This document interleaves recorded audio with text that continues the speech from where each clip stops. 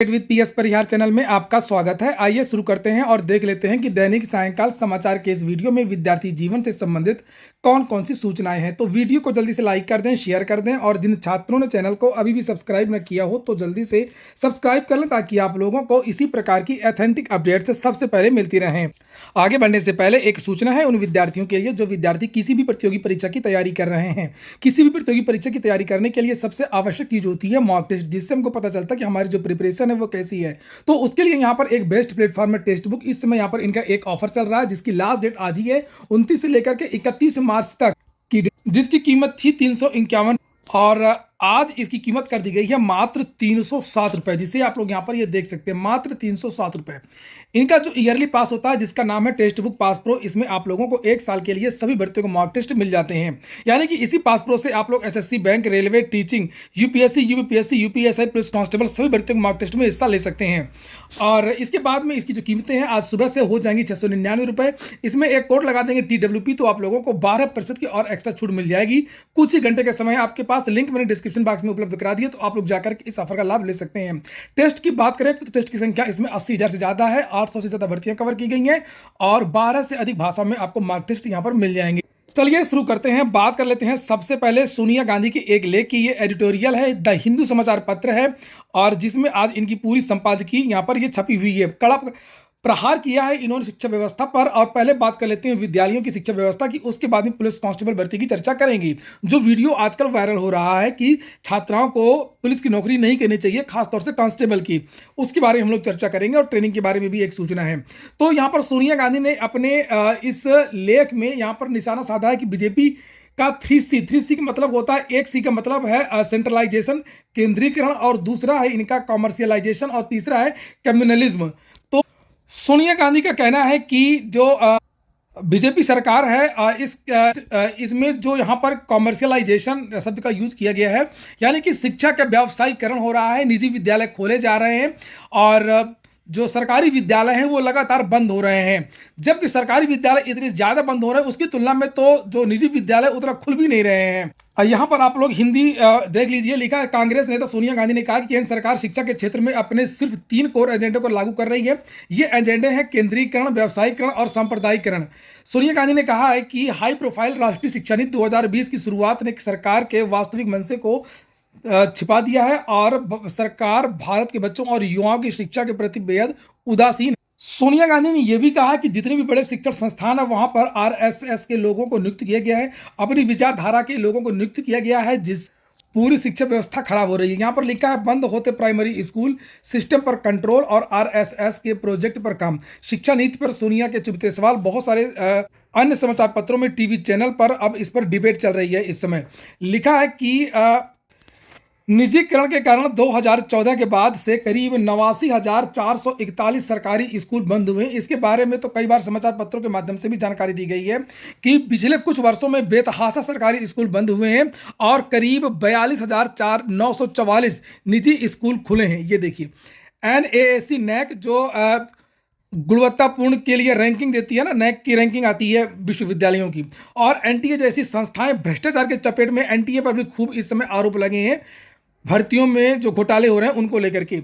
और यहाँ पर आप लोगों ने देखा भी होगा कि पिछले कुछ दिनों से बहुत सारी यूनिवर्सिटी, बहुत सारे जो प्राइवेट विद्यालय थे नेताओं के, उनको यूनिवर्सिटी का दर्जा दे दिया गया है। यूनिवर्सिटी का दर्जा देने के बाद में फिर इनको दूरस्थ वगैरह की मान्यता दे दी गई और ये तो चीज़ें दी ही गई हैं, साथ में ये लोग फर्जी डिग्री भी बेचने का काम करते हैं।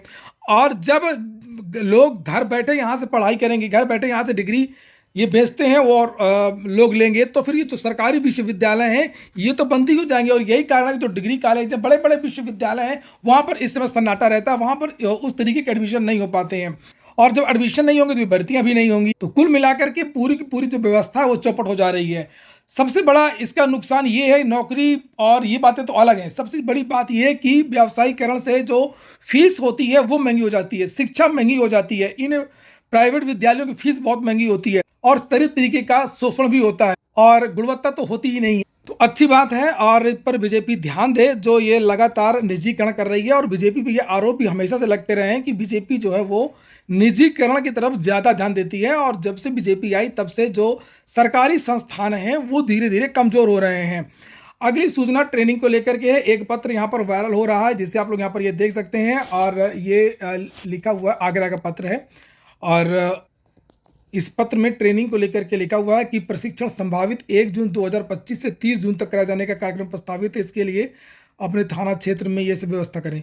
तो जो संभावना लग रही है कि इन विद्यार्थियों की जो ट्रेनिंग है वो 1 जून से शुरू हो सकती है। अब हम बात करते हैं जो एक वीडियो वायरल हो रहा था। ये वीडियो वायरल हो रहा है चूंकि मामला थोड़ा सा चर्चा में भी है। इस समय पुलिस का रिजल्ट भी आया है और बहुत सारे लोग चर्चा भी करते रहते हैं कि क्या लड़कियों को पुलिस कांस्टेबल की नौकरी या वर्दी की नौकरी करना चाहिए या नहीं करना चाहिए। तो इसका उत्तर मैं आप लोगों पर ही छोड़ देता हूं। इस पर मैं किसी और दिन चर्चा करूंगा। मैं अपना व्यू जो है वो किसी और दिन रखूंगा।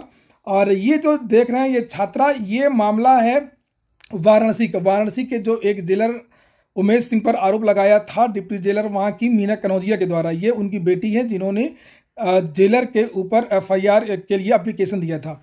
और इसका कहना है कि छात्राओं को पुलिस की नौकरी नहीं करना चाहिए। और आप लोग पहले ये वीडियो देखिए फिर मैं बताता हूँ। लगाए हैं। अब पुलिस की नौकरी में नहीं जाना है? नहीं, मुझे बिल्कुल नहीं जाना है। मैं डिफेंस की कोई भी जॉब कर लूँगी, नॉन डिफेंस कर लूँगी, but police not at all. मेरा यूपी पुलिस का क्रैक भी हुआ था, पर मुझे नहीं जाना है। अब पुलिस की नौकरी में नहीं नहीं, बिल्कुल नहीं। और मैं सजेस्ट करूँगी लड़कियों को कि मत आओ। बहुत गंदगी है, बहुत गंदगी। यहाँ हर एक दरिंदा भूखा है, खासकर अधिकारी। अगर मुझ पे इस मामले में कोई मुझसे कहता है कि मैं गलत बोल रही हूँ तो बिल्कुल गलत नहीं बोल रही हूँ। मैं आज जितनी भी पुलिस वाली कांस्टेबल हो, महिलाओं हो, वो मेरी बात सुन रही होंगी ना, तो उन्हें लग रहा होगा कि लड़की सही बोल रही है। मेरी मम्मी डिप्टी जेलर है, उनके कंधे पे 3 स्टार है, कोई उठाई गिर ऑफिसर नहीं है। वो 28 साल की मेहनत है उनकी, जो आज उनको 3 स्टार लगे हैं।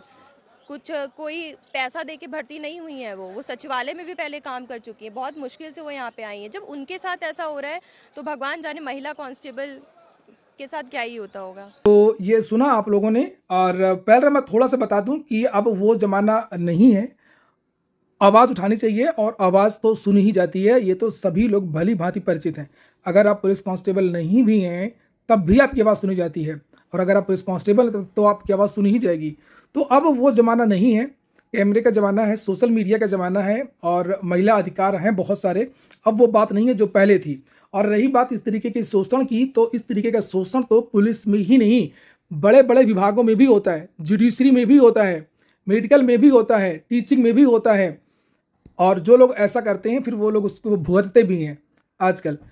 तो ये हो गया आज का वीडियो। आप लोग अपना राय रखिए कमेंट बॉक्स में, फिर हम लोग किसी और दिन इस पर चर्चा कर लेंगे। और मैं तो यही कहूँगा कि ऐसी कोई बात नहीं है, और बेफिक्र होकर के, बेझिझक होकर के, बेधड़क होकर के आप लोग नौकरी कर सकती हैं। आज की वीडियो में इतना ही। पूरा वीडियो सुनने के लिए बहुत बहुत धन्यवाद।